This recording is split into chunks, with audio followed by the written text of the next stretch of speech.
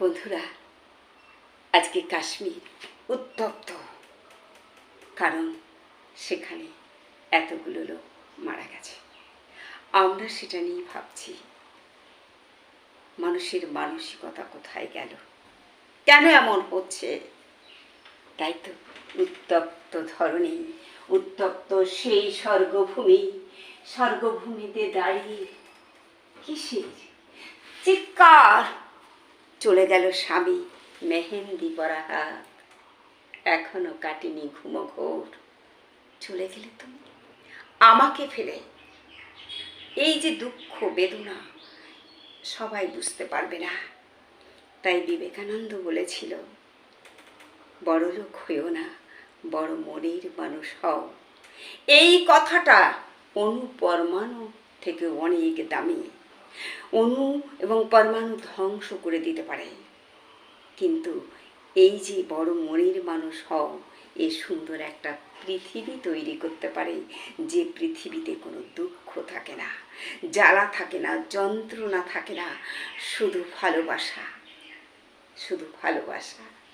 হ্যাঁ, বড় মনের মানুষ যারা, তারা ভালোবাসতে পারে।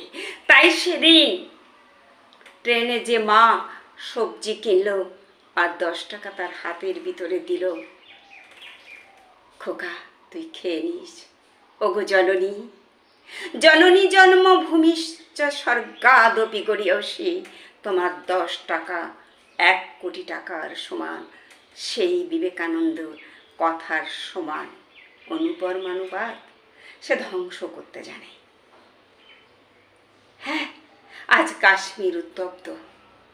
আজকে যে জননীর সন্তান গেল, সে জননী কাঁদবে, আর যে জননীর সন্তানরা এটা করেছে সেই জননী উদ্বিগ্নতায় মরবে। কান্না আর উদ্বিগ্নতা দুটো দিক মিলে আসবে রোগের অজুহাত। তাই কেন হে প্রকৃতি, তুমি কেন এমন সন্তানদের তৈরি করো যারা এইগুলো করে? তাই বলি, এমন করো না, এই সুন্দর পৃথিবীকে জর্জরিত করে দিও না, জর্জরিত করে দিও না।